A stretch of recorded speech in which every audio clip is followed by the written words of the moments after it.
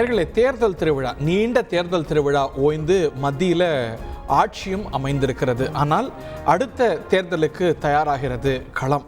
2026 200+ சீட்டுகளை அடையணும் என்று திராவிட முன்னேற்ற கழகம் இலக்கு வைத்திருக்கிறது. அடுத்த தேர்தல் இன்னும் காலம் இருக்குது அப்படின்னாலும் கூட உடனடியாக வரக்கூடிய தேர்தல் விக்கிரவாண்டி. இந்த தேர்தலில் ஆளுங்கட்சியும் சரி மற்ற கட்சிகளும் சரி வியூகங்கள் வகுக்க ஆரம்பிச்சிருக்கிறாங்க. 2019 உங்களுக்கு நினைவு இருக்கும்னு நினைக்கிறேன். நாடாளுமன்ற தேர்தல் முடிந்து விக்கிரவாண்டி தேர்தல் வந்தது, இடைத்தேர்தல் வந்தது. துரதிருஷ்டவசமாக மீண்டும் அங்கே இடைத்தேர்தல் இந்த தருணத்திலையும் வந்திருக்கிறது. திராவிட முன்னேற்ற கழகம் வேட்பாளரை அறிவித்திருக்கிறது, திரு அன்னியூர் சிவா அவர்களை. மற்ற கட்சிகளுடைய வியூகங்கள் என்ன அப்படிங்கிறது பிரதானமாக எழுந்திருக்கிறது. இது ஒரு மும்முனை போட்டியாக இருக்குமா? நாம் தமிழர் கட்சி களமிறங்கி இருக்கிறது. பாட்டாளி மக்கள் கட்சி அங்கே மாம்பழத்தை பழுக்க வைக்கிறதுக்கு வாய்ப்பு இருக்கான முயற்சி செய்ய பிரதான எதிர்கட்சி அதிமுக கடந்த நாடாளுமன்ற தேர்தலில் ஒரு தோல்வியை பெற்றிருக்கிறது. அதிலிருந்து மீட்கிறதுக்கு இந்த விக்கிரவாண்டியை பயன்படுத்திக்குமா? இல்லை இந்த இடைத்தேர்தல் அப்படிங்கிற பாணியை நம்ம பார்த்து வந்திருக்கோம். தமிழ்நாட்டு அரசியலில் ஒரு இயல்பான அட்வான்டேஜ் ஆளுங்கட்சிக்கு இருந்து வந்திருக்கிறது. அந்த பேட்டர்னை தான் கடைபிடிக்க போகுதா, இல்லை 2ஆம் இடம் யார் அப்படிங்கிற நிலையில் போட்டி ரொம்ப கடுமையாக இருக்க போகிறதா? இவையெல்லாம் வரக்கூடிய நாட்களில் குறிப்பாக விக்கிரவாண்டியை மையப்படுத்திய சுவாரஸ்யங்கள். இதை தாண்டி 200+ அப்படிங்கிற இலக்க திராவிட முன்னேற்ற கழகம் வைத்திருக்க இவையெல்லாம் நிறைய கேள்விகளை எழுப்புகின்றன. விவாதிக்கலாம்.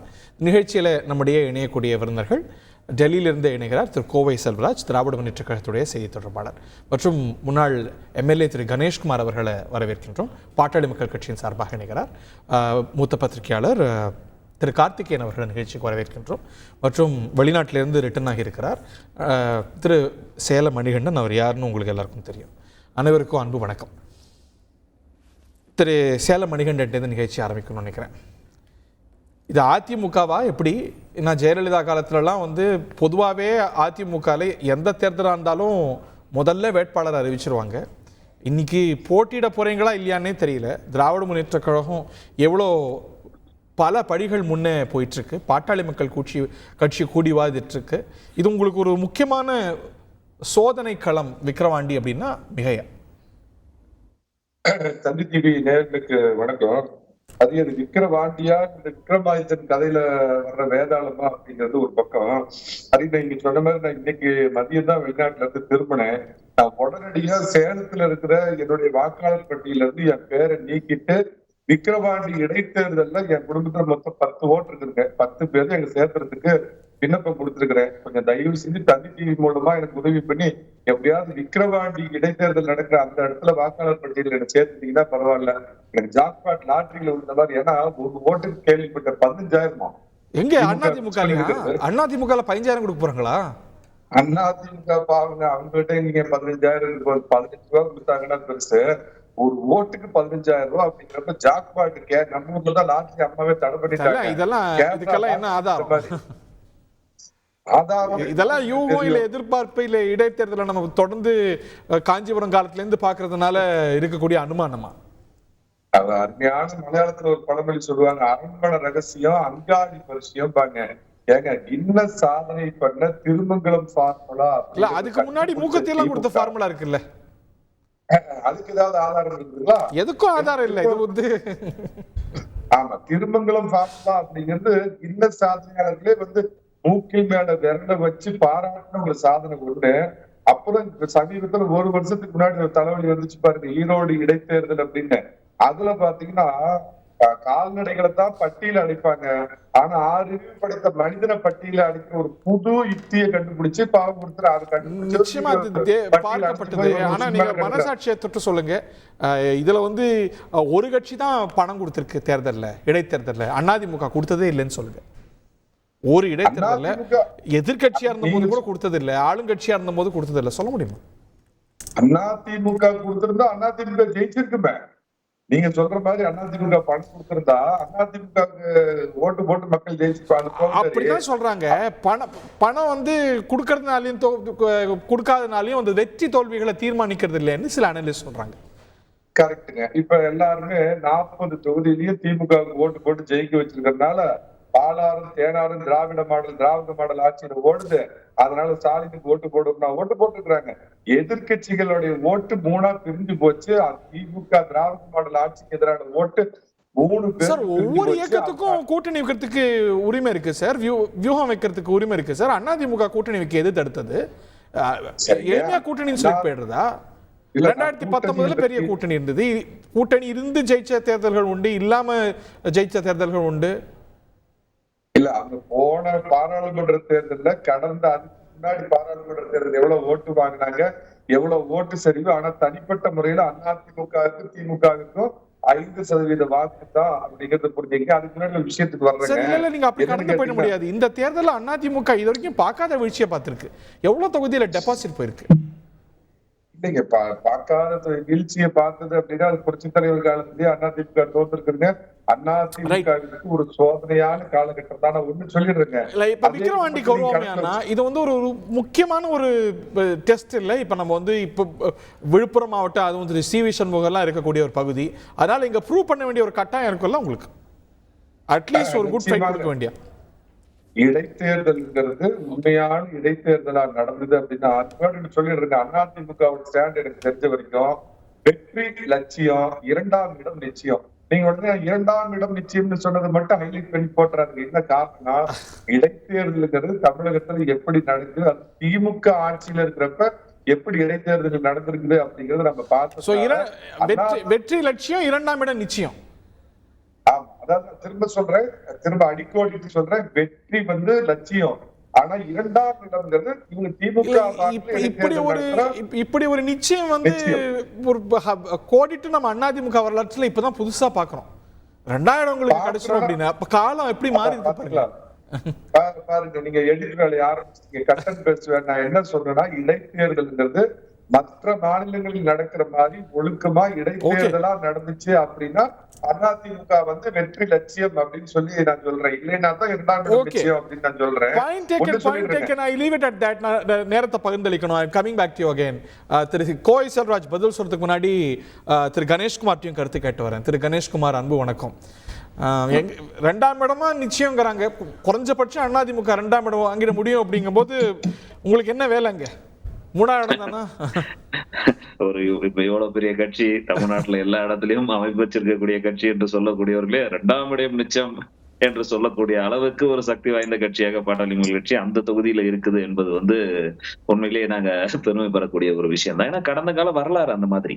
கடந்த காலத்துல பாத்தீங்கன்னா போன தேர்தல் எல்லாம் 48,000 வாக்குகளுக்கு மேல 2016 பாட்டாளி மக்கள் கட்சி தனியா நிற்கும் பொழுது வாங்கி இருக்கக்கூடிய சூழ்நிலை. நீங்க அதுக்கு முன்னாடி ஆரம்பத்திலே சொன்னீங்க திமுக காசு கொடுத்திருக்கா, அதிமுக 1 பைசா காசு கொடுக்காம ஒரே 1 பைசா காசு யதார்த்தத்தை பேசிதான் ஆகணும். யதார்த்தத்தை பேசாம இருக்க முடியாது. அந்த வகையில ஒரே 1 பைசா காசு கொடுக்காம 48,000 வாக்குகள் எல்லாம் வாங்கி ஒரு பெரும்பான்மையா பலத்தோடு இருக்கக்கூடிய கட்சி பாட்டாளி மக்கள் கட்சி.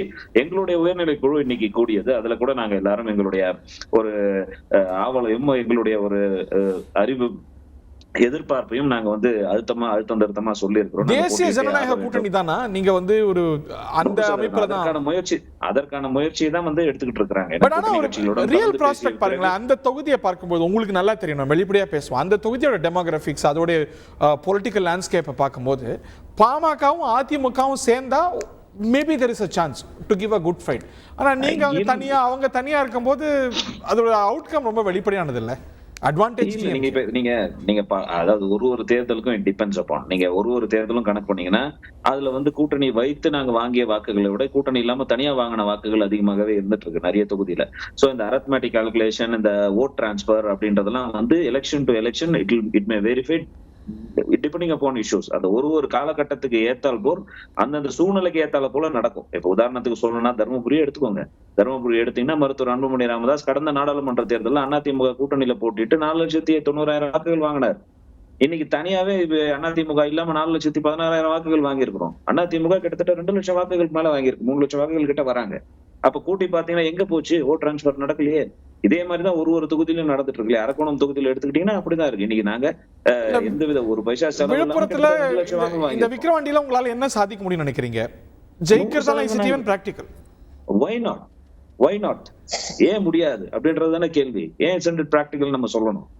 கடந்த தேர்தலில் ஆளும் கட்சியாக இருந்தார்கள் அதிமுக பெண்ணகர இடைத்தேர்தலில் டெபாசிட்டே இழந்தாங்க இல்லையா? அதிமுக 3ஆம் இடம் போச்சு. டெபாசிட் வந்தாங்க இல்லையா? ஜெயலலிதா அப்ப அந்த ஒரு தேர்தலையும் அது சூழ்நிலைக்கு ஏற்றால் போல் மாறும். இப்ப நாங்க வந்து போன தேர்தல்ல அதே தொகுதி அடுத்த சட்டமன்ற தேர்தல்ல வேற மாதிரி ஓட்டு போட்டுச்சு. அதுதான் சொல்றேன். அதுதான் நான் தேர்தல் இஷ்யூ பேஸ்ல மாறும்ன்றேன். இப்ப நாங்க இப்ப வந்து கடந்த தேர்தல நாங்க தோத்துட்டோம். இப்ப நாங்களும் தான் 1% அதிகமா ஓட்டு வாங்கியிருக்கிறோம் தொகுதியில நின்னு. அதனால நாங்க ஜெயிச்சிட்டோம், இதை இது பண்ணிட்டோம். நாங்க தோத்துட்டோம், உண்மைதான். எங்களுடைய தோல்வி என்பது எங்களை சுய பரிசோதனை செய்து கொள்ள வேண்டிய காலகட்டத்தில். ஏன்னா ஒரு வாட்டியும் நாங்க புது முயற்சி எடுக்கிறோம். ஒரு மாற்று அரசியலை முன்னெடுப்பதற்கு ஒரு புது முயற்சி எடுத்துக்கிட்டு வரோம். அப்படி இருக்கக்கூடிய சூழ்நிலையில இந்த விக்கிரவாண்டி இடைத்தேர்தலில் நாங்க மக்களை சந்திப்போம், அணுகுவோம். எங்களை வந்து திரும்ப சாதி கட்சின்னு முத்திரை குத்துறீங்க இல்லையா? அந்த எந்த மக்களுக்காக நாங்க போராடினாங்களோ, எந்த மக்கள் வந்து இத்தனை ஆண்டு காலமாக ஏமாந்துகிட்டு இருக்கிறாங்களோ, ஏமாற்றப்பட்டு இருக்கிறார்களோ இந்த திராவிட கட்சிகளின் மூலமாக அவரிடம் நாங்க சென்று சேர்ப்போம். நேரம் சேர்ந்து எங்களுக்கு வெற்றி வாய்ப்பை கொடுங்கன்னு நாங்க கேட்போம். எங்களுக்கான வாய்ப்பு இருக்கு இல்லையா இந்த தேர்தல்? ஏன்னா இதே தேர்தல் நீங்க வாக்கு பிளக்க மாட்டீங்க. இல்ல இந்த தொகுதியில வந்த இடைத்தேர்தல்ல தான் வந்து அந்த மக்களுக்கு நம்பிக்கையை கொடுத்து இன்னைக்கு ஏமாத்திருக்காங்க. ஒரு இன்டர்பிரேஷன் என்ன வரும்னா, நீங்க எதிர்வாக்குகளை பிரிக்கிறதுனால உங்களுடைய போட்டி என்பது திமுகவுடைய வெற்றி வாய்ப்பை இன்னும் பிரகாசமாகும். அதை மறுக்கிறீங்க? நாங்க முயற்சி செய்யறோம். வெற்றி செய்வதற்கான முழு முயற்சியை நாங்க செய்வோம். மக்கள் தீர்ப்பளிக்கட்டும். மக்கள் என்ன தீர்ப்பளிச்சாலும் நாங்க ஏத்துக்க தான் போறோம். Very interesting. திரு கோவை செல்வராஜ், உங்கள்கிட்ட வரதுக்கு முன்பாக திரு கார்த்திகேயன், நம்ம நிறைய இடைத்தேர்தல்கள் பார்த்திருக்கோம். அது சுவாரஸ்யமா நிறைய கலர்ஃபுல்லான ஈவெண்ட்ஸ் நடந்தது உண்டு. பட் பெரிய திருப்பு முனைகள் நடந்த இடைத்தேர்தல்கள்லாம் தமிழ்நாட்டில் கம்மி.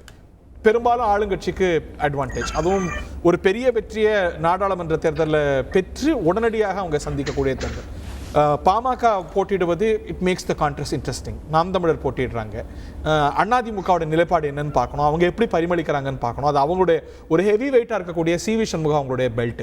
ஸோ இந்த கான்டெஸ்ட் எவ்வளோ இன்ட்ரெஸ்டிங்காக இருக்கும்னு நினைக்கிறீங்க, இல்லை ஒரு கேக் வாக்காக இருக்கும்னு நினைக்கிறீங்களா ஆளுங்கட்சிக்கு? இல்லை, நீங்கள் சொன்னது போல் வந்து பொதுவாகவே இடைத்தேர்தல்னு வரும்பொழுது தமிழ்நாட்டை பொறுத்தவரை வந்து ஆளுங்கட்சிகளுக்கு ஒரு இன்ஹரண்ட் அட்வான்டேஜ் இருக்குதுன்றது இட்ஸ் அ கிவன். அதில் வந்து ஒன்றும் நம்ம சந்தேகிக்கிறதுக்கோ இல்லை டிபேட் பண்ணுறதுக்கே எதுவுமே இல்லை. அது எந்த கட்சி ஆட்சி இருந்தாலும் சரி, இடைத்தேர்தலை பொறுத்தவரை நிச்சயமாக ஒரு ஆளுங்கட்சி மித்த போட்டியாளர்களை விட ஒரு பலவித அட்வான்டேஜஸோடு தான் வந்து களத்தில் ஆரம்பிக்கிறாங்க, ரேஸ்லேயே. மற்றவர்கள்லாம் வந்து கொஞ்சம் பின்தங்கி தான் இருக்காங்கன்றதா ஒரு யதார்த்தம். எந்த கட்சி ஆட்சியில் இருக்கோ அவர்களுக்கு அந்த சாதகமான நிலை தான் இருக்குது.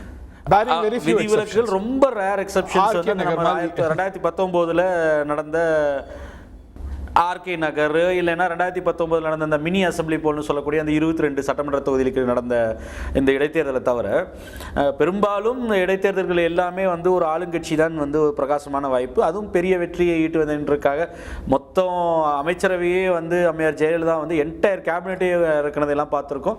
ஏன் இப்போ கூட திமுகவை பொறுத்தவரை இப்போ 8 அமைச்சர்களை வந்து களத்தில் இறக்கியிருக்காங்க. ஒவ்வொரு அமைச்சருக்கும் ஒவ்வொரு ஒன்றியம் என்ற முறையில் வந்து 8 அமைச்சர்களை களத்தில் இருக்கிறாங்க. ஸோ திமுகவை பொறுத்தவரை ஆட்சி மீதான ஒரு நன்மதிப்பு, அதுவும் ஒரு பெரிய வெற்றி கிடைத்திருக்கும் பொழுது ஒரு இடைத்தேர்தலில் வந்து ஒரு பெரிய மார்ஜினை காட்டுவது என்பது தங்களுக்கு கிடைக்கக்கூடிய மேண்டேட் மக்களுக்கு இன்னும் சாதகமாக இருக்கு. ஏன்னா பொதுவான விமர்சனம் வந்து மோடி வேண்டுமா வேண்டாமா என்பதற்கான தேர்தல். அது மோடி வேண்டாம் என்பதற்காக மக்கள் வந்து திமுகவை தலைமையிலான இந்தியா கூட்டணியை தமிழ்நாட்டில் ப்ரிஃபர் பண்ணாங்க. அதனால சட்டமன்றத்தில் வந்து ஆட்சியின் மீது அதிருப்தி இருக்கிறது என்பதுதான் பரவலாக எதிர்க்கட்சிகள் மீதும் அவர்கள் மீது வைத்த விமர்சனம்.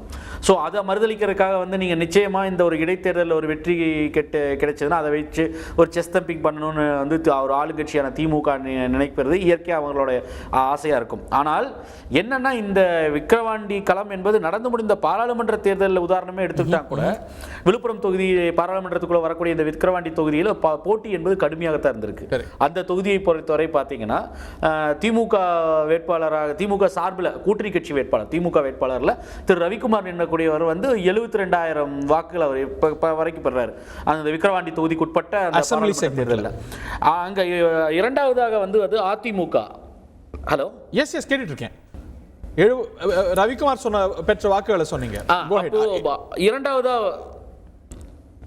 இரண்டாவதா வந்த அதிமுக வந்து ஒரு ஏறக்குறைய ஒரு 65,000 வாக்குகளை பெறுது. 65,365. விசிகே இரண்டாவது 365 வாக்குகள் பெறுறாங்க. 3வது இடத்துல வந்த பாமக வந்து அந்த தொகுதியில் 32,000 சொச்சம் வாக்குகள் பெறுறாங்க. இப்போ அந்த தொகுதி என்பது அப்போ ஒரு டஃப் ஃபைட் அந்த தொகுதியில் இருக்கு. இன்ஃபேக்ட் விழுப்புரம் வந்து ஒன் ஆஃப் தோஸ் கன்ஸ்டிடுவன்சிஸ் வேர் வந்து டிஎம்கே அலையன்ஸ் 1 லட்சத்திற்கும் குறைவான வாக்கு வித்தியாசத்தில் வெற்றி பெற்ற ஒரு சில தொகுதிகள் இருக்கு. ஒரு 6-7 தொகுதிகள் வருது. அதுல ஒன்று வந்து இந்த விழுப்புரம் தொகுதியும் உட்பட. திருமாவளவன் சென்ற முறை கடினமான போட்டியை சந்தித்தவர். இந்த முறை 1 லட்சத்துக்கு மேல பெரிய அளவு வெற்றி பெற்றிருந்தார். ஆனால் ரவிக்குமார் அவர்களுக்கு வந்து ஏற்கனவே இன்கம்பென்ட் எம்பிக்கு அங்கே ஒரு கடும் போட்டி இருந்ததை நம்ம பார்க்க முடியுது. அதுவும் விக்கிரவாண்டி தொகுதியில். அந்த விக்கிரவாண்டிக்கு உட்பட்ட தொகுதியில் ஒரு 50 பூத்துகளில் திமுக 3வது இடத்துக்கு போனதை கூட நம்ம பார்க்க முடியும்.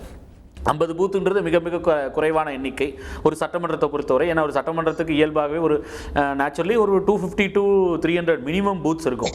ஸோ 50 பூத்துகளில் வந்து 3வது இடம் போனதுன்றது ஒரு பெரிய ஆச்சரியமாகப்படுறதுக்கு ஒன்றும் இல்லை. ஆனால் அங்கே நின்று திமுகன்னு சொல்வதை விட இந்தியா கூட்டணியாகத்தான் நம்ம அங்கே பார்க்க வேண்டும். ஏன்னா அங்கே அவர் திமுக வேட்பாளரோ உதயசூரியனோ இல்லை, விசிகே நின்று வெற்றி பெற்ற தொகுதி அது. பானை சின்னத்துக்கு கிடைத்த ஓட்டு. ஆனால் அப்போ அந்த போட்டி என்பது அங்கே திமுகவாக வரும்பொழுது ஒரு அட்வான்டேஜ் வரும். உதயசூரியன் இருக்கும் பொழுது களம் அதே போல ரவிக்குமாருக்கு இருந்தது போக ஒட்டுமொத்த ஃபோக்கஸ் அந்த ஒரு தொகுதி மேல இருக்கும். இது வந்து பல தொகுதிகள்ல ஒரு தொகுதியா நாடாளுமன்ற தேர்தல் இருந்தது. the entire machinery of all parties இதல ஃபோக்கஸ் பண்ணுவாங்க. ட்ரூ. ஆனால் அதிமுகவை பொறுத்த வரைக்கும் பார்த்தீங்கன்னா உங்களுக்கு ஒரு பெரிய, இப்போ நீங்களே சொன்னது போல ஒரு பெரிய தோல்வி. ஒரு 6-7 சீட்டுகளில் வந்து டெபாசிட் இழப்பு, மொத்தமாக 12 தொகுதிகளில் வந்து 3வது இடம் அப்படின்ற ஒரு நிலையில் பெரும் பின்னடைவிற்கு அப்புறம் வந்து ஒரு இது போன்ற ஒரு எலெக்ஷன் ஒரு ஸ்டேட்மெண்ட், ஒரு விக்ட்ரின்றது ஒரு பெரிய ஸ்டேட்மெண்ட் விக்ட்ரியாக இருக்கும் அது. ஆனால் குறைந்தபட்சம் ஒரு கடும் போட்டியை வந்து திமுகவிற்கு ஒருவேளை எங்கே கொடுக்க முயற்சி செய்து அவர்கள் வெற்றியும் பெற்றால், அந்த போட்டி கொடுத்தாலே போதும், அந்த வி ஆர் லைவ் அண்ட் கிக்கிங்ன்றதை வந்து அவர்கள் நிரூபிக்கக்கூடிய வாய்ப்பு இருக்கு. அதுவும் சிவி சண்முகம் போன்ற ஒரு கடுமையாக பல களப்பணியாற்றக்கூடியவர், அவர் அந்த களத்தில் இறங்கி ஓரளவுக்கு ஒரு டீசென்ட்டான, ஏன்னா வெற்றி வாய்ப்புன்றது எனக்கு தெரிஞ்சு இட்ஸ் ஃபோர்கான் கன்க்ளூஷன். அன்லஸ் பெரிய அளவுக்கு டிராமட்டிக்காக ஏதோ ரிசல்ட் மாறுறதுமான்ற வாய்ப்புகள் எனக்கு இருக்கிற மாதிரி தெரியல. ஏன்னா இடைத்தேர்தல்ன்றது இங்கே ஒரு மியர் ஃபார்மாலிட்டியாக தான் இருந்துட்டு இருக்கு தமிழ்நாட்டை பொறுத்தவரை. அதிமுகவுடைய பணி எவ்வளவு இலவா, அவங்க வந்து கடும் போட்டியை கொடுப்பாங்க. நீங்க சொல்றது போல சண்முகம் அவர்களுடைய மாவட்டம், பாமகவுடைய போட்டி அதிமுகவுடைய போட்டியை சவாலாக்குமா? இந்த அரித்மெட்டிக்ஸ் எப்படி அமையும் நினைக்கிறீங்க? இல்லை, நிச்சயமாக அது ஏடிஎம்கேக்கு ஒரு டிஸ்அட்வான்டேஜாக போகிறதுக்கான வாய்ப்புகள் இருக்குது. இன்னொன்று, நீங்கள் ஒரு போட்டி என்பது இப்போ திமுகவுக்கு இப்போ சட்டமன்ற தேர்தல்னு வரும் பொழுது ஒரு ஆளும் கட்சி ஒரு சிட்டிங் எம்எல்ஏ அங்கே இறந்து போகிறார். அவர் அந்த தேர்தலில் வந்து ஒரு இடைத்தேர்தலில் வந்து அந்த கட்சி சார்பாக ஒருத்தர் நிறுத்தப்படும் பொழுது அப்போ அவருக்கு எதிரான வாக்குகள் வந்து இப்போ பாராளுமன்ற தேர்தலிலே வந்து பிரியும் பொழுது ஒரு டிஎம்கேக்கு இருக்கக்கூடிய ஒரு அட்வான்டேஜ். ஏற்கனவே அவங்க வந்து மணி அண்ட் மசிலில் வந்து அதிகாரம் படபலத்தில் வந்து ஆளுங்கட்சிக்கு நிச்சயமாக ஒரு பெரிய அட்வான்டேஜ் உண்டு. அதற்கு மேட்ச் செய்யக்கூடிய அளவுக்கு வந்து அதிமுகவுக்கும் செல்வாக்கும் இருக்கிறது, பணபலமும் இருக்கு, அதில் மாற்று கருத்தில் பாஜக பாமகவாலையும் நிச்சயமாக மேட்ச் செய்ய முடியும். குறைந்தபட்சம் பாஜகவால் யாரை வேணா மேட்ச் பண்ண முடியும், அவர்கள் மோஸ்ட் ரிசோர்ஸ்ஃபுல் பார்ட்டி இந்தியாவிலேயே. ஆனால் அதை தாண்டி அதிகாரம் இருக்கின்ற ஒரு அட்வான்டேஜ் வந்து டிஎம்கே உண்டு.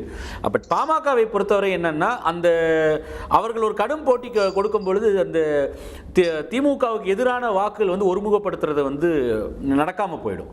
அப்போ நிச்சயமாக வந்து அதிமுகவும் பாமகவும் ஒரு கடும் போட்டியை கொடுத்தால் அது டிஎம்கேக்கு நேச்சுரலி ஒரு அட்வான்டேஜ் தான் போகும். ஒரு பெண்ணாகிற மாதிரியான ஒரு சூழலை கணேஷ்குமார் இண்டிகேட் பண்றாரு. இடைத்தேர்தல் போறது அப்படிப்பட்ட ஒரு நிலை வருமா? பெண்ணாகரத்துல ஜெயலலிதா இருக்கும் போதே அதிமுக 3ஆம் இடம் போச்சு. அந்த மாதிரி ஒரு சூழல் வருமா? பிகாஸ் இங்கேயும் உங்களுக்கு ஒரு பிரஸ்டீஜ் பேட்டில் டிஎம்கேக்கு. பெண்ணகரத்தில் அதிமுக டெபாசிட் இழந்திருக்கு. அது இன்ஃபேக்ட் அதை குறித்த ஒரு பேச்சு வந்து எப்படி ஒரு கூட்டணி முறிவு, கூட்டணி கசப்பானதற்கு, தேமுதிகவுக்கும் அதிமுகவுக்கும் உறவு கசப்பானதற்கு காரணமே அதை குறித்து ஒரு பேச்சு தான் சட்டமன்றத்தில் விஜயகாந்த் பேசினது. பட் அது போன்ற ஒரு சூழல் நிச்சயமாக வருவதற்கான வாய்ப்பை வந்து அதிமுக உருவாக்காதுன்னு நினைக்கிறேன்.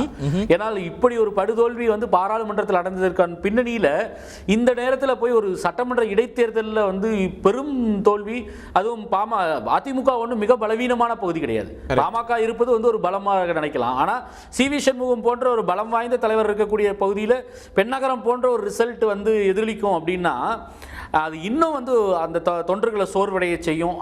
அதுக்கான வாய்ப்பை தரமாட்டாங்க நினைக்கிறேன். நிச்சயமான ஒரு கடுமையான ஃபைட், ஒரு இரண்டாம் இடத்தை விட்டு கொடுக்க மாட்டாங்கிறது, அதுல அத உறுதியா இருப்பாங்க, ஒரு கடும் போட்டியை கொடுப்பாங்கிறது உங்க அனுமானமா?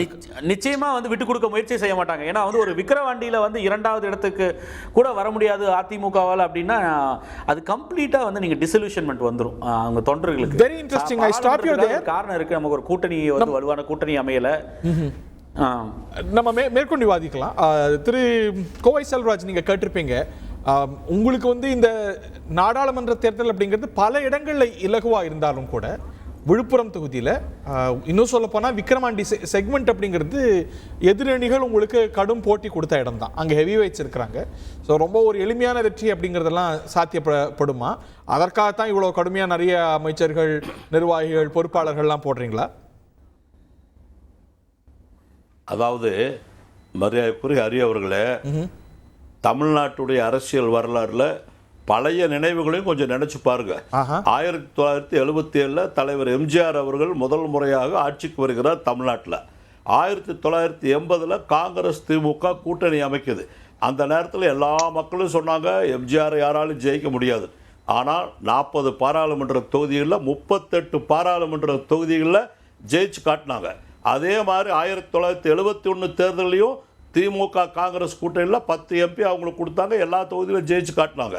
அதே போல தான் தொடர்ந்து திமுக காங்கிரஸ் கூட்டணி என்பது 2004 40 தொகுதி ஜெயித்தோம். தமாகவும் திமுகவும் ஒன்றா சேர்ந்து நின்ற அந்த தேர்தலையும் 1996 40 பாராளுமன்ற தொகுதி ஜெயிச்சிருக்கோம். 2019 38 பாராளுமன்ற தொகுதி மரியாதைக்குரிய இப்பொழுது இருக்கிற முதலமைச்சர் எதிர்க்கட்சி தலைவராக இருக்கும்போது ஜெயிச்சிருக்கிறோம். ஒரே ஒரு தொகுதி தேனியில் மட்டும் அண்ணன் ஓபிஎஸ் உடைய மகன் ரவீந்திரநாத் ஜெயிச்சார். அந்த தொகுதி தேர்தலில் என்ன வாக்கு வித்தியாசம் வாங்கினோமோ அதே வாக்கு வித்தியாசம் திண்டுக்கல்லையும் 5 லட்சம், திருவள்ளூர்லேயும் 5 லட்சம், கோயம்புத்தூர்லேயும் 1 லட்சம் ஓட்டு, எல்லா இடங்களையும் 3 லட்சம், 4 லட்சம், 5 லட்சம் ஓட்டு வித்தியாசம். அவ்வளவு வித்தியாசத்துல விழுப்புரத்துல ஜெயிச்சீங்களா? இந்த விக்கிரவாண்டி செக்மெண்ட் அப்படின்னு பார்க்கும்போது அதுல அவ்வளவு இலகுவா இருந்தா இல்ல சார். விழுப்புரத்துல பார்த்தாக்கா எல்லா தொகுதியிலையும் ஒரே மாதிரி இல்லை. அந்த தொகுதியிலையும் நம்ம பெரிய வித்தியாசத்தில் ஜெயிச்சிருக்காங்க. ஒன்றும் சாதாரணமாக இல்லை. அதனால என்ன சொல்கிறேன்னாக்கா, இன்றைக்கு திமுக என்கிற இந்த இயக்கமும் இதுவரை எந்த தேர்தலையும் அங்கே வந்து கடுமையான போட்டியிலையும் ஜெயிச்சிருக்கோம். புகழேந்தி ஜெயிச்சிருக்காரு, அதுக்கப்புறம் ராதாமணி ஜெயிச்சிருக்காங்க. இப்போ கூட அந்த தொகுதியில் வந்து தம்பி கணேஷ்குமார் சொன்னார், அந்த தொகுதியில் வந்து அந்த தேர்தலில் நிற்கும் போது அவங்க எவ்வளோ வாங்கினாங்க? ராதாமணி வந்து 63,757 ஓட்டு 2016. அதில் வந்து திமுகவில் வந்து ஆர் வேலுன்னு நிற்கிறார். அதிமுகவில் 56,845 ஓட்டு வாங்குறாங்க. பாட்டாளி மக்கள் கட்சி 41,000 ஓட்டு வாங்குது, இல்லைன்னு சொல்ல. ஆனால் அந்த தொகுதியில் அதிமுக தொடர்ந்து சட்டமன்ற தேர்தலில் 2 தேர்தலை தவிர பாக்கி எல்லா தேர்தல்களிலும் 2019 அவங்களுக்கு பெரிய வீழ்ச்சி அடைந்த ஒரு காலம் நாடாளுமன்ற தேர்தல். அதுக்கப்புறம் விக்கிரவாண்டி வருது, அதுல ஜெயிக்கிறாங்கல்ல. சோ அதிமுகவுக்கு வந்து ஒரு ரொம்ப அவங்க வந்து பலவீனமான ஒரு களம் இல்ல. என்ன சொன்னா இல்ல ஆளுங்கட்சியாக இருக்கின்ற பொழுது இடைத்தேர்தல் வருகிறது. அந்த 2019 அவங்க ஜெயிக்கிறாங்க. நான் தான் என்ன சொன்னேன், 2 தேர்தல் சொன்னேன் இல்லையா? நான் ஒன்றும் தேர்தலில் வந்து எல்லா தேர்தலும் மொத்தமாக நாங்கள் தான் சொல்ல. 2 தேர்தலில் இவங்க ஜெயிச்சிருக்காங்க, பாக்கி மொத்தமாக திமுக தான் ஜெயிச்சிருக்கு. அதோட நீங்கள் யோசிச்சு பாருங்கள், இந்த தேர்தலை பொறுத்த வரைக்கும் இவங்க இவ்வளவு பேசிட்டு இருக்காங்க இல்லையா? அந்த தொகுதி மட்டுமல்ல, இப்போ மரியாதைக்குரிய எதிர்க்கட்சி தலைவர் எடப்பாடி பழனிசாமி என்ன சொன்னார், பேட்டி கொடுத்தார் சேலத்தில். நாங்கள் வந்து வாக்கே குறையவில்லை, அதை விட 1% எச்சா வாங்கியிருக்கிறோம் போன தேர்தல் விடனர். போன தேர்தலில் 2014 அந்த அம்மையார் ஜெயலலிதா அம்மையார் தேர்தலை வந்து எல்லா தொகுதியிலும் சந்திச்ச பொழுது 44.92%. 2019 24 தொகுதியில் போட்டியிட்டு 19.39 வாங்கினீங்க. ஆனால் இப்போ நீங்கள் 34 தொகுதியிலையும் போட்டிட்டு தான் 20.46% வாங்கியிருக்கீங்க. அப்போ எத்தனை தொகுதின்னு கணக்கு போடுங்க. திமுகவுக்கு இணையா நீங்கள் சொல்கிறீங்க, திமுக எத்தனை தொகுதியில் போட்டிக்கிட்டது? 21 தொகுதியில் தான் போட்டிக்கிட்டது. எவ்வளோ ஓட்டு வாங்கியிருக்குது? 38.7, அதாவது 1,68,46,333. அதிமுக வாங்கியிருக்குது 18.95, 82,33,000 ஓட்டு. பிஜேபி வாங்கியிருக்குது 14.83, 64,45,37 ஓட்டு. நாம் தமிழர் கட்சி 28,65,948 ஓட்டு. இதுல இருந்து நீ கணக்கு போட்டு பாருங்க அதிமுகவுக்கு எவ்வளவு ஓட்டு குறைஞ்சிருக்கு. காரணம் என்ன கேட்கிறேன்னா, எதுக்கு சொன்னா, அண்ணன் மணிகண்டன் என்னுடைய அன்பு நண்பர், அவரும் பேசுவார். எல்லாரும் பேசும்போது சொல்லுவாங்க 2,04,00,000 உறுப்பினர்கள் நாங்க சேர்த்திருக்கோம். நீங்க வெறும் 82 லட்சம் பேர் தான் ஓட்டு போட்டிருக்காங்கன்னா உங்க உறுப்பினர்களே 1,27,00,000 பேர் ஏன் ஓட்டு போடல? என்ன காரணம்? அப்போ உங்க கணக்குப்படியே பார்த்தாக்கா, அதனால தவறான கணக்குகளை சொல்லாதீங்க. நான் அப்பவும் சொன்ன ஒரு வருஷத்துக்கு முன்னாடி 70 லட்சம் பேர் தான் உறுப்பினராக சேர்த்திருக்காங்கன்னு. அந்த அளவுல தான் இந்த கட்சி. ரொம்ப முக்கியமான பாயிண்ட் இல்ல மணிகண்டன், பதில் சொல்லுங்க. ரொம்ப முக்கியமான பாயிண்ட் எழுப்பியிருக்காரு. அதிமுக என்கிற கட்சி நான் என்ன சொல்றேன்னா, தமிழ்நாட்டை ஒரு நிமிஷம், தமிழ்நாட்டை பொறுத்தவரை திமுக இருக்கிற எங்களுடைய இயக்கத்தை தலைவர் தளபதி அவர்கள் சொல்லுவதெல்லாம் வருகிற உள்ளாட்சி மன்ற தேர்தலிலும் எல்லா தேர்தலிலும் மக்கள் நம்ம நம்புகிறாரு, மக்கள் ஓட்டு போட போறாங்க, நம்ம மக்களுக்காக சேவை செய்வதில் இருக்காங்க. யாரையும் நம்ம 40 தொகுதி ஜெயிச்சிட்டோங்கிறதுக்காக மற்ற கட்சிகள் இழிவா நாங்க பேசல, யாரையும் தவறாவும் பேசல. எல்லா கட்சியும் இருக்க வேண்டியதுதான், இருக்கட்டும். எங்களை பொறுத்தவரை மக்களுக்கு சேவையாற்றுவதுதான் திமுகவுடைய பணி. விக்கிரவாண்டி தொகுதியை பொறுத்தவரை சிவா அவர்கள் வெற்றி வேட்பாளர், 1 லட்சம் ஓட்டு வித்தியாசத்தில் ஜெயிப்பார். கோவை செல்வராஜ் பிரச்சாரத்தை இன்னைக்கே ஆரம்பிச்சிட்டார். ஓகே, திரு சேலம் மணிகண்டன் பதில் சொல்லுங்க. முதல்ல அக்னாலேஜ் யுவர் டிஃபீட். அது இருக்கிற நிலையை ஏத்துக்கிட்டு தானே அதுல இருந்து முன்னேற முடியும். போன தேர்தலில் விட முன்னேறி இருக்குன்னு எப்படி சொல்றீங்கிறார்.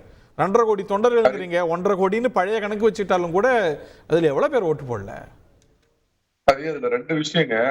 அதிமுக பொதுவா சொல்றது 2 கோடி தொண்டர்களுக்கு அதிகமான தொண்டர்களை வச்சிருக்கிறோம், உறுப்பினர்களை வச்சிருக்கிறோம் அப்படின்னு சொல்றாங்க. அது வாஸ்தவமான பேச்சுங்க. திமுக பலமுறை என்ன சொல்லியிருக்காங்கன்னா 1 கோடிக்கு மேற்பட்ட தொண்டர்களை உடைய கட்சி அப்படின்னா, போன பாராளுமன்ற தேர்தலில் 1 கோடி ஓட்டு வாங்கியிருக்காங்கன்னா அவங்க தொண்டர்கள் மட்டும்தான் ஓட்டு போட்டிருக்காங்க. பொதுமக்கள் தொண்டர்களாவது ஓட்டு போட்டிருக்காங்களா? இல்லைங்க, அதுதான் சொல்ல வர. தொண்டர்கள்லாம் அந்த கட்சியில உள்ள சின்ன சின்ன பிரச்சனைகள்லாம் இப்பதான் சரி பண்ணிட்டு வராரு, பழைய இடத்தை நோக்கி போயிட்டு இருக்காங்க. நான் என்ன கேட்கிறேன்னா, பொதுமக்கள் ஓட்டே அவங்களுக்கு வரல அப்படின்னு அர்த்தங்க.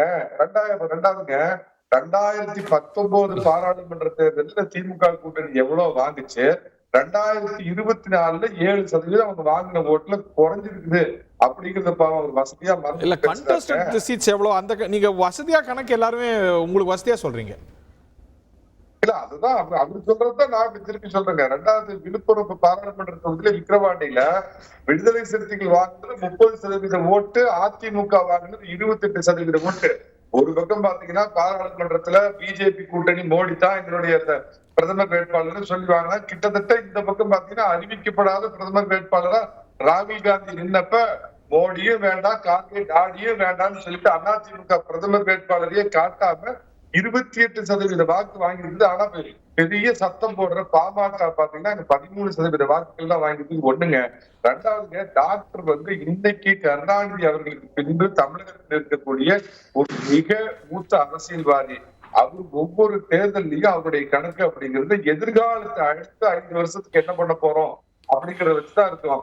2026 சட்டமன்ற தேர்தலுக்கு என்ன மாதிரியான ஒரு கூட்டணி அமைத்தால் நாம் வெற்றி பெறுவோம், நல்ல இடங்களை நாம பிடிப்போம் மனதுல வச்சுதான் தேசிய ஜனநாயக கூட்டணியில் அவர் முதல்ல தொடருவாரா அப்படிங்கறதே கேள்வி. ஏன்னா டாக்டர் படம், ஜாக்கி ஜான் படம் பாக்குற மாதிரி டாக்டரோட முடிவு பாத்தீங்கன்னா கடைசி நேரம் மாதலுக்கு உட்பட. ஜாக்கி ஜான் படத்துல பாத்தீங்கன்னா மேல போய் அடிப்பார், நீங்க யோசிக்கிறதுக்குள்ள டப்பு டப்பு கீழே அடிப்பார்.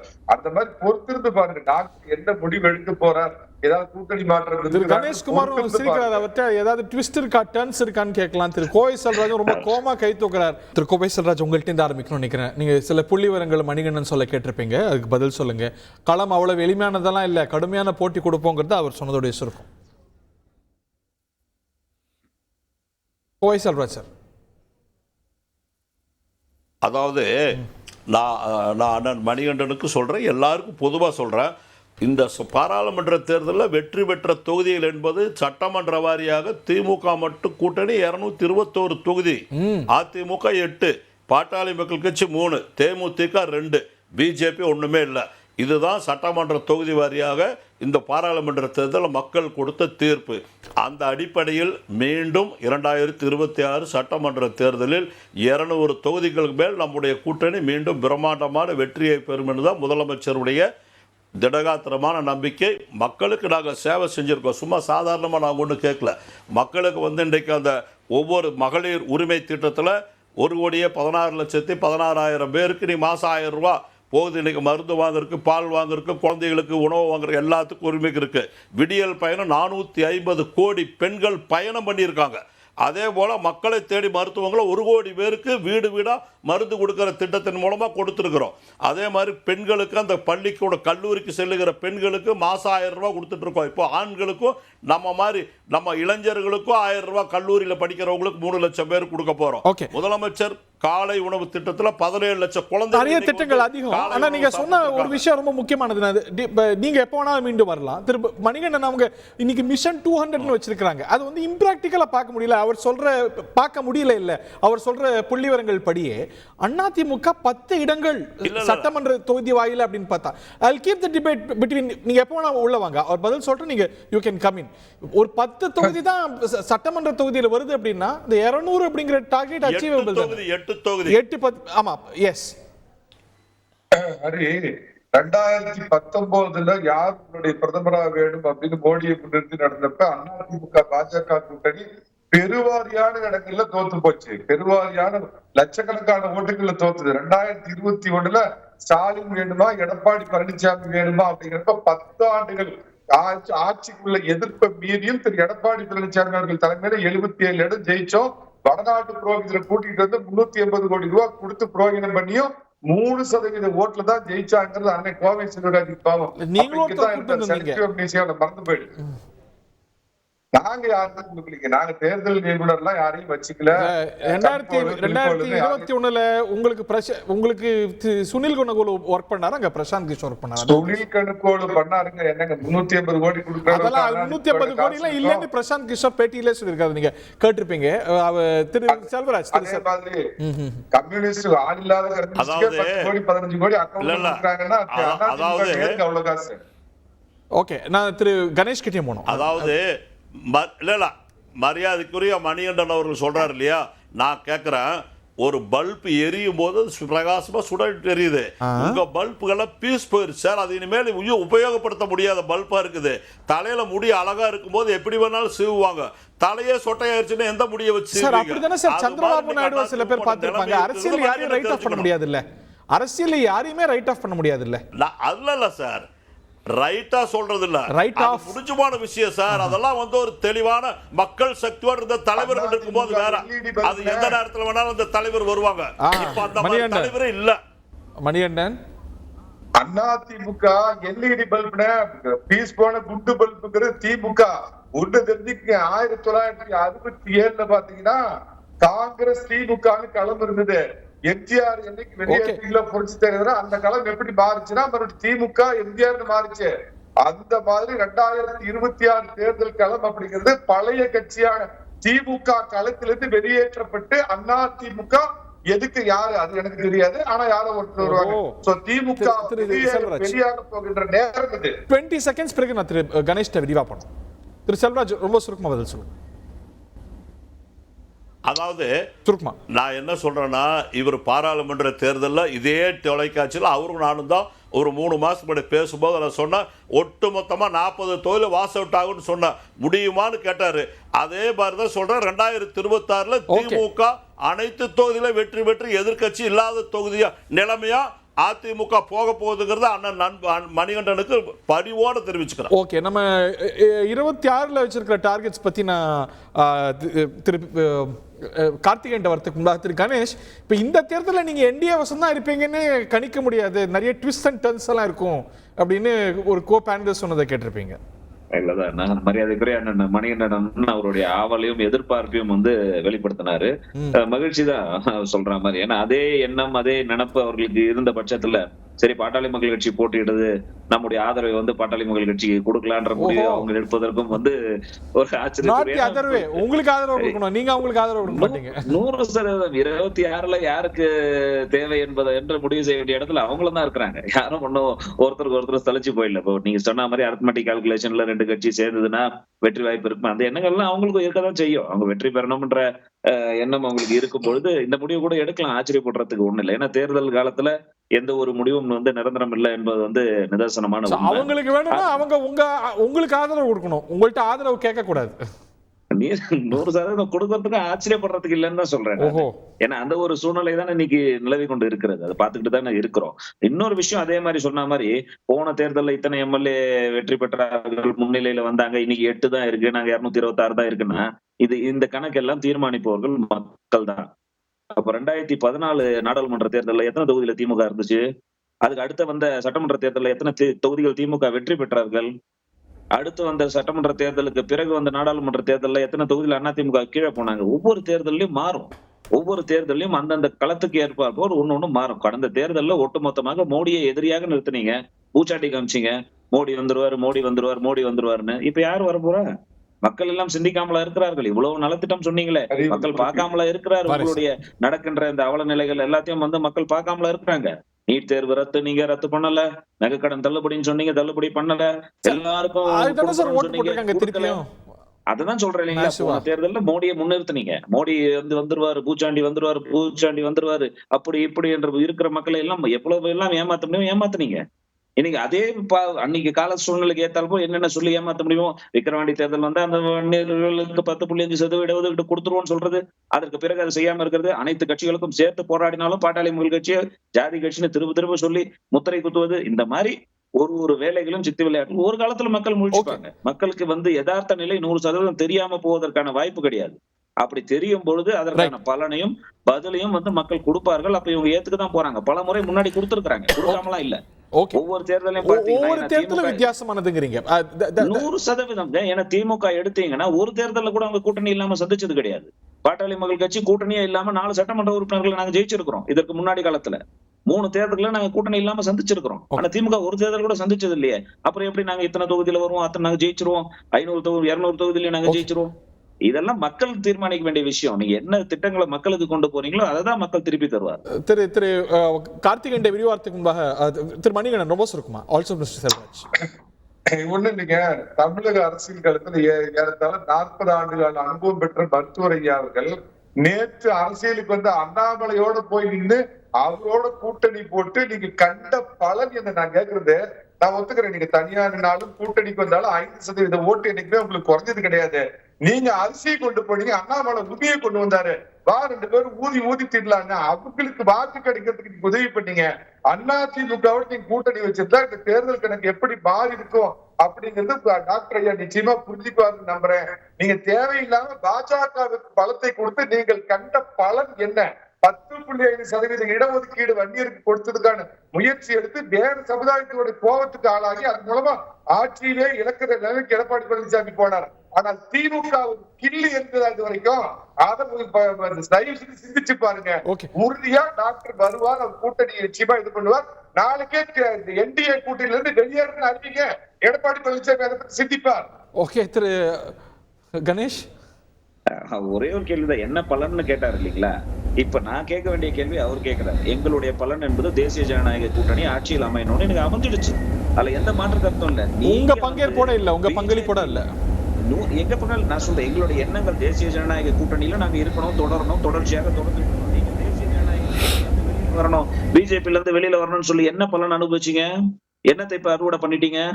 இருந்த இடத்த விட கீழே தானே போயிருக்கிறீங்க. அதை சிந்திக்கணுமா, சிந்திக்க வேண்டாமா? இவ்வளவு பெரிய பின்னடைவு, இவ்வளவு பெரிய தோல்வி தேசிய ஜனநாயக கூட்டணியில இருந்து வெளியே வந்த பிறகு உங்களுக்கு கிடைத்திருக்கிறது என்று சொன்னால் உங்களை சுய பரிசோதனை செய்ய வேண்டிய இடத்துல யார் இருக்கிறா? நாங்க ஒரே கூட்டணியில தான் தொடர்றோம். நாங்க கூட்டணி மாறினா உடனே அங்க மாறுறோம், இங்க மாறும். நாங்க தொடர்ச்சியா தேசிய ஜனநாயக கூட்டணியில தான் நாங்க அதிகம் மணி என்ன இப்ப வேலுமணி எல்லாம் சொல்றாரு பாருங்க, கூட இருந்தா 30-35 ஜெயிச்சிருக்கலாம்னு. கணேஷ்குமார் கருத்துக்கு ஒலி சேர்க்கிறாரு பாருங்க அவரு. இல்லைங்க, நான் என்ன சொல்றேன்னா பாஜக இஸ்லாமியர் வாக்கு வராது, இஸ்லாமியர் வாக்கு வராது. நீங்க இப்ப எவ்வளவு இஸ்லாமியர் வாக்கு வாங்கிட்டீங்க? வாங்கிட்டீங்களா என்ன? திமுக 2019 இதே பாஜகவோட அதிமுக இருந்ததோட இப்ப தனிச்சு 1% ஓட்டு அதிகமாக இருக்குன்னு பொதுச் செயலாளர் சொல்றாரு. அப்ப பாஜகவுக்கு ஒரு பலமும் இல்லை. அந்த 22 தொகுதியில நீங்க போட்டியிடுறதும் 35 தொகுதியில போட்டியிடுறதுக்குமான வித்தியாசங்கள் இருக்கு. பேசுங்க, உள்வாங்கிட்டு பேசுங்க. பாமக கூட வந்தா கூட ஏதோ அதிமுகவுக்கு ஓரளவுக்கு அது உதவிகரமா இருக்கும் ஒழிய பாஜகவோடு கூட்டணி வைத்து எந்த பலனும் இல்லைங்கிறது புரிஞ்சுக்க. சூடு வச்ச மாம்பழம் உடலுக்கு கேடு, சுட்டெரிக்கும் சூரியன் தமிழ்நாட்டுக்கு கேடுங்கிறது புரிஞ்சுக்கங்க. என்ன பழமொழி என்ன கருத்தோனாலும் சொல்லலாம். ஒரு விஷயம் தான் ஏற்றுக்கொள்ள வேண்டிய விஷயம். அதுல என்ன விஷயம் என்று சொன்னால் பலன் என்ன என்பது எங்களுடைய நோக்கம், எங்களுடைய எண்ணங்கள் ஆயிடுச்சு. நீங்க எல்லாம் பலன் அடைஞ்சீங்கன்னு சொல்றதுக்கு உங்களுக்கு ஏன் முடியல? நாங்க 1% வாக்கு அதிகம் பெற்று விட்டோம் என்று சொன்னால் 22 தொகுதியில நீங்க பெற்ற வாக்குகளை விட 35 தொகுதியில நாங்க 1% வாங்கிட்டோம் சொல்றதெல்லாம் ஒரு நியாயமா? நியாயம் என்று தெரியலையா? புரிஞ்சுக்கணுமா? புரிஞ்சுக்கிட்டு நீங்க உங்களை சுய பரிசோதனை செய்ய வேண்டிய இடத்துல இருக்கீங்களா இல்லையா? நான் கேட்பது என்னவென்று சொன்னால், பிஜேபியில இருந்து நாங்க வெளில போறோம், எங்களுக்கு பிரதமர் வேட்பாளரே இல்ல. நாங்க பிஜேபி கூட இருக்கும்போது நாங்க மோடியோட ஆட்சி வேண்டும் சொல்லி நாங்க ஓட்டு கேட்கிறோம். பிரதமர் வேட்பாளர் இல்லாம சேதலை சந்திக்கக்கூடிய ஒரு யுகம் இருக்கிறது. இப்ப என்னத்தை சாதிச்சிட்டீங்க? அதனால என்ன பலன் உங்களுக்கு வந்துருச்சு? அனுபவிக்காதவங்க நீங்க தான். நீங்க தான் இன்ட்ரோஸ்பெக்ட். மணிகண்டன், திரு கார்த்திகேயன் 200 அப்படின்னு இலக்க சீஃப் மினிஸ்டர் வச்சிருக்காரு. இப்போ திரு கணேஷ்குமார்லாம் சொல்றது ஒவ்வொரு எலெக்ஷனும் வேற. இன்னைக்கு நீங்க வந்து பார்லிமெண்ட் எலெக்ஷன் ரிசல்ட்ஸை திரு கோவை செல்வராஜ் சொல்வது போல அசம்பிளி செக்மெண்ட் வைஸ் பார்த்தானா 200 தொகுதிகளை தாண்டி திராவிட முன்னேற்ற கழகம் பெறத்துக்கான சூழல் இருக்கு. பட் ஒவ்வொரு எலெக்ஷனும் மாறுபட்டது இல்லையா? ஸோ அப்படி இன்னைக்கு வந்து இந்த ஒரு 200ங்கிற கோஷம் வந்து 400 பார் மாதிரி அந்த ஒரு ரிஸ்க் இருக்கா இல்லையா? இல்லை, அந்த கருத்தில் நான் உடன்படுறேன். அதில் எனக்கு ஒன்றும் பெரிய மாற்று கருத்து இல்லை. ஏன்னால் 2019 பெரிய 14 வந்து பெரிய ஒரு ட்ரப்பிங்கை சந்திச்சுது. அவர் கேட்டால திமுக தனியாக நின்ற பாராளுமன்ற தேர்தல் 2014 ஒரு சீட்டும் வெற்றி பெறலை. அதற்கு பின்பு வந்து பின்னால் வந்து 2011 ஒரு படுதோல்வி. ஆனால் 2016 100 சீட்டு பக்கம் அவங்க வந்தாங்க. அப்போது அதே போல் வந்து 2019 கம்ப்ளீட் ஸ்வீப், தேனியை தவிர அத்தனை தொகுதியிலையுமே 38-1 திமுக கூட்டணி 38. ஒரே ஒரு சீட்டில் தேனியில் மட்டும்தான் அதிமுக, பாஜக, பாமக, தேமுதிக எல்லோரும் சேர்ந்து நின்று ஒரு தொகுதியில் தான் வெற்றி பெறாங்க. ஆனால் அதுக்கப்புறம் நடந்த சட்டமன்ற தேர்தலில் 75 சீட்டில் எதிர்க்கட்சி ஜெயிக்கும் பொழுது அப்போ நீங்கள் பாராளுமன்றத்தில் வர்றது அப்படியே ரெப்ளிகேட் ஆகும், 200 சீட்டாக வரும் அப்படின்றதுக்கான வாய்ப்புகள் மிக மிக குறைவு. அது ரிப்பீட் ஆகும், அப்படியே வந்து ரிப்பீட் ஆகுன்றது சாத்தியம் இல்லை. ஆனால் நிச்சயமாக இன்று இருக்கக்கூடிய சூழல்ல இப்ப அவர்கள் சொல்றாரு இல்லையா, பாமக வந்து பாஜகவை விட்டுட்டு வந்துடணும்னு சொல்லி அதிமுக கோரிக்கை வைக்குது. பாஜகவோடு இருப்பதுதான் நல்லது, நீங்க இந்த பக்கம் மீண்டும் வந்துருங்கன்னு சொல்லி அதிமுகவுக்கு வரவேற்பை பாஜக சார்பாக பாமக வைக்குது இல்லையா? அப்ப இந்த நிலையில வந்து ஏதாவது ஒரு தெளிவு வரணும். அப்போ அதில் தெளிவு வரணும். அதுபோல் வந்து பாஜக அதிமுக இருக்கக்கூடிய பல்வேறு அணிகள் வந்து ஒன்றிணையணும். இந்த AIADMK as it is now இந்த கரண்ட் ஃபார்மில் திரு எடப்பாடி பழனிசாமி அவர்களுடைய அதிமுக என்பது ஒரு ஒரு கன்சால்டேஷன் வரல அப்படின்னா, நீங்கள் 200 சீட் இருக்கோ இல்லையோ, திமுக தலைமையிலான ஒரு கூட்டணி இருக்குது. அந்த கூட்டணி இந்த 26 பெரிய சவாலை வந்து நீங்கள் இப்போ சேலஞ்சை பண்ண முடியாது. நிச்சயமாக வந்து வாக்கு சதவீதமோ இல்லை ஒரு சீட் எண்ணிக்கைகளோ மாறலாம். ஆனால் டிஎம்கேவை டிஃபீட் பண்ணணும் அப்படின்ற ஒரு கட்டத்துக்கு வரணும் அப்படின்னா இன்று இருக்கக்கூடிய அதிமுகவாலும் அது சாத்தியமில்லை. நன்றாக தெரிகிறது. தென் மாவட்டங்களில், குறிப்பாக தென் மாவட்டங்கள்லையும் சரி இல்லை மத்திய மாவட்டங்கள்லையும் சரி, அதிமுகவுடைய செல்வாக்கு திரு எடப்பாடி பழனிசாமி தலைமையில் வந்து மிக மிக பலவீனமாக அங்கே இருக்கிறதுன்றது பாராளுமன்ற தேர்தலில் வைத்து பார்க்க முடிகிறது. அது பொதுவாகவே நமக்கு அது தெரிய விஷயமா இருக்குது. மேற்கு மாவட்டத்தில் மட்டும்தான் அவர்கள் பலம் இருக்குது. இந்த முறை மேற்கு மாவட்டத்தில் கூட பல இடங்களில் கோவை போன்ற இடங்களில் 3வது இடம், சில இடத்துல டெபாசிட் போனது, தருமபுரியில் வந்து 3வது இடம்ன்றது வந்து ஒரு வருந்தத்தக்க விஷயம்தான். அப்போது house is not in order. அதை நீங்கள் சரி செய்யாமல் அதிமுக ஒரு வலுவான அமைப்பாக, பிரதான எதிர்க்கட்சியாக வலுவான அமைப்பாக 2026க்கு முன்னாடி வந்து தயார்படுத்தி கொள்ளனா, நீங்க ஆன்டி இன்கம்பன்சியே இருந்தாலும் 2016 மாதிரியான ஒரு ரிசல்ட் ஒரு மக்கள் நல கூட்டணி அன்று இருந்துச்சு. ஒருவேளை அதிமுக பாஜக வந்து ஒரு அதிமுக எதிரணி வந்து ஒரு அணியாக வந்து ஒருமுகப்படுத்தப்படலை அப்படின்னா நாம் தமிழர் விட்டுருங்க, அவங்க தனியாக தான் போக போறாங்க. அதுக்கு இடையில வந்து 2026 விஜய் வராரா, சீமானு இணைய போறாங்களா அப்படின்னு பல்வேறு கேள்விகள் கணக்குகள்லாம் வந்து இப்போ ஏற்கனவே இருக்கு. அப்போ நீங்க 2016 போலவே வந்து ஒரு 3வது அணி அமைந்து ஆளும் கட்சிக்கு வந்து அந்த ஓட்டு பிரிவுன்றது வந்து ஒரு சாதகமான நிலை ஏற்பட்டால் 200 சீட்டு வருதோ இல்லையோ, திமுகவிற்கு ஒரு அந்த ஆன்டி இன்கம்பன்சி ஓட்டு ஸ்பிளிட் ஆகிறது வந்து ஒரு டிஎம்கே என்ற ஒரு ரூலிங் பார்ட்டிக்கு அட்வான்டேஜஸாக போயிடும். அப்போ அதுக்கு முன்னாடி அதிமுக தன்னை பலப்படுத்தணும். பாஜகவிற்கு அதாவது இன்னொரு விஷயம், பாராளுமன்றத்தில் வந்த செல்வாக்கு பாஜகவிற்கு அசம்பிளி தேர்தலில் வருன்றதுல எந்த கேரண்டியும் கிடையாது. அதையும் நீங்கள் எடுத்துக்கணும். ஏன்னா அதையும் நம்ம பாஸ்ட்ல பார்த்துருக்கோம். சட்டப்பேரவைன்னு வரும்பொழுது தேசிய கட்சிகளுக்கு குறிப்பாக பாஜகவிற்கு இங்கே என்ன மாதிரி ஒரு செல்வாக்கு இருக்கிறது அப்படின்றதையும் நம்ம கருத்தில் எடுத்துக்கணும். அதுவும் வந்து அப்படியே ரெப்ளிகேட் ஆகும், 11% வரும் அப்படின்றதெல்லாம் வந்து எனக்கு நம்பிக்கை இல்லை நிச்சயமாக. ஏன்னா சட்டமன்ற தேர்தல்னு வரும்பொழுது அந்த முன்னிறுத்தப்படுகிற முதல்வர் வேட்பாளர் யார், அந்த கட்சியினோட அமைப்பினுடைய பலம் என்ன, அவர்கள் கூட்டணி வந்து எப்படி இருக்கிறது, அவர்கள் எவ்வாறு வந்து ஆளுங்கட்சிக்கு எதிராக பிரதானமாக யார் ரேஸில் இருக்காங்களோ அவங்க தாங்க வந்து the next in pole position ஆட்சி அமைப்பதற்கு. அப்போ அந்த இடத்துல வெறுமனே வந்து ஒரு நேரேட்டிவ் செட் பண்ணது மட்டும் போதாது, அமைப்பும் பலமாக இருக்கணும், கூட்டணியும் பலமாக இருக்கணும். அந்த இடத்தில் வந்து அதிமுகன்ற கட்சி வந்து அமைப்பு ரீதியாக பலமாக இருக்கு. ஆனால் என்னன்னா அந்த பிரிவுகள்லாம் ஏற்பட்டது, சில மாவட்டங்கள், தென் மாவட்டங்கள், மத்திய மாவட்டங்கள் இருக்கக்கூடிய பலவீனங்கள், அந்த பிரிவு ஏற்பட்டதுக்கு அப்புறம் பலவீனங்களை சரி செய்வது, இதெல்லாம் வந்து இரண்டாவது இந்த தொடர் தோல்விகள் இருந்து மீண்டு வந்து அவங்களுக்குள்ள ஒரு கான்ஃபிடன்ஸ் இன்ஸ்பயர் பண்ணணும் திரு எடப்பாடி பழனிசாமி. அதுக்கு இது ஒரு நல்ல வாய்ப்பு. நிச்சயமாக அதிமுக வந்து பாமகவுக்கு ஆதரவு தெரிவித்து அவர்கள் போட்டியில் இல்லாமல் பாமகவிற்கு ஆதரவு தெரிவிக்கணும் என்பது திரு கணேஷ் அவர்களுடைய எதிர்பார்ப்பு சொல்றார் இல்லையா, அந்த முடிவை இப்ப அதிமுக ஒரு பொழுதும் செய்யாது. நீங்க இன்னைக்கும் பிரதான எதிர்க்கட்சிங்க, 66 சீட் இருக்கக்கூடிய கட்சி, பலமுறை ஆண்ட இந்த எலெக்ஷன்ல வந்து இப்போ பிரதான எதிர்க்கட்சிகள் போட்டியிடாத சூழலும் பார்த்திருக்கேன். எதிர்க்கட்சி அந்த மாதிரி ஒரு ஆப்ஷன் அதிமுக இருக்கா? பாமக போட்டிட்டு அவங்க விலகினா அது எப்படி பார்க்கப்படும்? ஏன்னா திமுக போட்டியிடாத இடைத்தேர்தல் உண்டு எதிர்க்கட்சியா இருக்கும்போது ஏடிஎம்கே பார்க்கப்படும். அது ரெண்டு பேரும் எடுத்திருக்காங்கல்ல, அதிமுக திமுக ரெண்டு பேரும் எதிர்க்கட்சியா பார்க்கப்படும். எடுத்திருக்காங்க, நான் உண்மைதான் இல்லை நான் மறுக்கலை. ஆனால் வந்து நீங்கள் ஒருவேளை சென்ற முறையை விட 2019 ஒப்பிடும்போது நாங்கள் 1% கூடுதலாக பெற்றிருக்கோம் அப்படின்னு சொல்லி 13 தொகுதிகளில் கூடுதலாக நின்று 1% வந்து கூடுதலாக அதிமுக பெற்றிருக்க திரு எடப்பாடி பழனிசாமி அவர்கள் தலைமையில் இரட்டை தலைமையிலிருந்து ஒற்றை தலைமையாக மாறியதற்கப்புறம் அதிமுக வந்து 1% கூடுதல்ன்றது 13 சீட்டுகள் அதிகம் பெற்றதுக்கப்புறம் கூடுதல் என்று சொல்லப்படுது. அப்போ இந்த விமர்சனம் இருக்கிறது.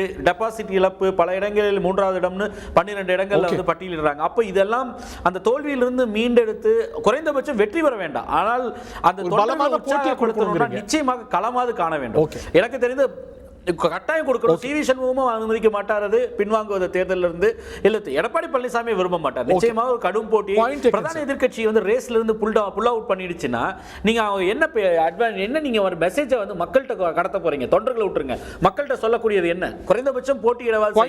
எப்படி இருந்தாலும் வந்து அதிகார பலம், பண பலம்னு சொல்லி குற்றச்சாட்டுகள் வரும். ஈரோடு கலக்கும் பார்த்தோம். அப்போ வந்து மக்கள்கிட்ட சொல்ல வேண்டிய கருத்து நாங்கள் போட்டியில் we are here to fight அப்படின்றத சொல்ல வேண்டிய கட்டாயம் உங்களுக்கு. ஓகே, ரெண்டு முக்கியமான மெசேஜ் திரு மணிகண்டன் நம்ம கோயசல் இறுதி கருத்து வர திரு கணேஷ் கிட்டியும் அவர் கொடுக்கக்கூடிய விஷயம் என்னன்னா the status quo is untenable. இந்த பலத்தோடு இந்த யுக்தியோடு விக்கிரவாண்டியோ குறிப்பா அடுத்த சட்டமன்ற தேர்தலையோ அதிமுக சந்திக்க முடியாது. It has to refurbish itself. நிச்சயமா அதை ஏத்துக்கிறேன். அதிமுக அதனுடைய பின்னணியில இருந்து கொஞ்சம் கொஞ்சமா மீண்டுட்டு வருது அப்படிங்கிறது மாற்று கருத்து கிடையாது. அதே மாதிரி விக்கிரவாண்டியை பொறுத்த மட்டும் வெறும் 2% வாக்குகள் தான். நான் கேட்கிற விடுதலை சிறுத்தைகளுக்கு நேர் எதிரான கட்சி மருத்துவரையாவுடைய கட்சி. ஆனா நீங்க 3வது இடத்துல இருக்கிறீங்க. உண்மை பலம் புரிஞ்சுக்கிட்டு நீங்க வந்து 2026 தேர்தல மனதில வச்சு இப்பயே அதிமுகவோடு சேர்ந்துச்சு அப்படின்னு சொன்னா அது மிகப்பெரிய வெற்றிக்கு வழிவகுக்கும். அப்படின்னு சொன்னவரு 240 சீட்ல ஜெயிச்சாரு. ஆப்கி பார் 200 பார்னா 4 இடத்துல கூட ஜெயிக்க மாட்டாங்க. திரு கணேஷ், உங்களுடைய இறுதியான கருத்து. திரு கோயசல்ராஜ் will have the last one. இல்ல 100% வந்து இந்த தேர்தலை பொறுத்தவரை வந்து கடந்த தேர்தலோட நம்ம ஒப்பிடவே முடியாது. நம்ம சொன்ன மாதிரி ஏன்னா உதாரணம் நாடாளுமன்ற தேர்தல் பாத்தீங்கன்னா 2 கட்சியும் தான் ஓட்டுக்கு காசு கொடுத்தாங்க. கொடுத்த பிறகு நாங்க 1 பைசா கொடுக்காம இவ்வளவு ஓட்டு வாங்கியிருக்கிறோம். அப்படி ஒரு தேர்தலில் மாறும்போது எங்களுடைய பிரச்சார யுக்தி என்பது இருக்கும். நாங்க மக்களை நேரடியாக சந்திக்க போறோம். எல்லா தரப்பு மக்களுக்கும் நாங்க என்னென்ன போராட்டங்களை செஞ்சிருக்கிறோம்ன்றத புரிய வைக்க போறோம். இதெல்லாம் புரிஞ்சு நாங்க போராடும் பொழுது நிச்சயமாக எங்களுடைய வாக்கு சதவீதம் உயர்ந்து வெற்றி பெறுவதற்கான முயற்சியை நாங்க மேற்கொள்வோம். அது என்ன மாற்று திரு கோயசல்ராஜ், உங்களுக்கு இறுதி வாய்ப்பு. You have the last word. சுருக்கமா. அதாவது சும்மா வந்து ஒரு பத்திரிகையிலேயோ தொலைக்காட்சிகளிலேயோ பேட்டி கொடுக்கும்போது ஒரு கட்சியுடைய தலைவர்கள் வந்து நாங்கள் பிரம்மாண்டமாக வெற்றி வைப்போம் என்று சொல்லிவிட்டு செல்வதால் யாரும் வெற்றி பெற முடியாது. களப்பணியாற்றணும், மக்களை சந்திக்கணும், மக்கள்கிட்ட போகணும், கட்சிக்காரர்களோட வேலை கொடுக்கணும். அந்த மாதிரி பணியாற்றுவதில் 234 தொகுதிகளிலும் திமுக கடுமையாக 64,000 கிளைகளிலும் ஒவ்வொரு கிளையிலும் 200 பேருக்கு மேல் உறுப்பினராக சேர்க்கப்பட்டு இன்றைக்கு பிரம்மாண்டமான ஒரு இணைப்பாக இருக்கிறது. அந்த இயக்கம் மக்களை சந்திக்கும். 70% பெண்களும் இளைஞர்களும் இருக்கிற தமிழ்நாட்டில் அத்துணை பேரும் திமுகவுடைய கூட்டணிக்குத்தான் வாக்களிப்பார்கள். அதில் எந்த மாற்று கருத்தும் இல்லை. காரணம் மக்களுக்கு சார் 35,000 கோடி இன்னைக்கு வந்து சுய உதவிக்குழு பெண்களுக்கு வந்து புதிதா 10,000 குழு ஆரம்பிக்கப்பட்டிருக்கு. இன்னைக்கு வந்து 30 லட்சம் பேர் முதியோருக்கு வந்து பென்ஷன் கொடுத்துட்டு இருக்கோம். 5 லட்சம் பேருக்கு வந்து அந்த ஓய்வூதிய திட்டம் கொடுத்துட்டு இருக்கோம். இந்த மாதிரி எல்லாம் வந்து மக்கள் பணி செஞ்சுட்டு இருக்கிறதுனால மரியாதைக்குரிய முதலமைச்சர் சொன்னார், தேர்தல் முடிவு வந்த பிறகு எந்த கட்சியும் தரக்குறைவாக யாரும் பேசக்கூடாது, யாரையும் தவறாக பேசக்கூடாது, எல்லோரிடத்துல பழகுங்கள், எல்லா கட்சியும் நமக்கு வேணும், எல்லா மக்களும் வேணும்னு சொன்னாரு. அந்த பெருந்தன்மையாக மனிதநேயத்தோடு திமுக செயல்பட்டு கொண்டிருக்கிறது. ரைட். விக்கிரவாண்டி நோக்கி தமிழ்நாடு அரசியல் களம் அடுத்த ஒரு மாதம் பிரயாணிக்க போகிறது. அதுக்கு மத்தியில் தான் 200 அப்படிங்கிற இலக்கை வைத்து திராவிட முன்னேற்றக் கழகம் 26ஐயும் யோசிக்க 26 நோக்கி தமிழ்நாட்டு அரசியல் களம் மெல்ல மெல்ல தன்னுடைய பயணத்தை தொடங்கி இருக்கிறது. Very interesting days ahead. நிகழ்ச்சியில் பங்குண்ட பார்த்த நேயர்கள் அனைவருக்கும் நன்றி வணக்கம். விருந்தினர்களுக்கும் அன்பு வணக்கம்.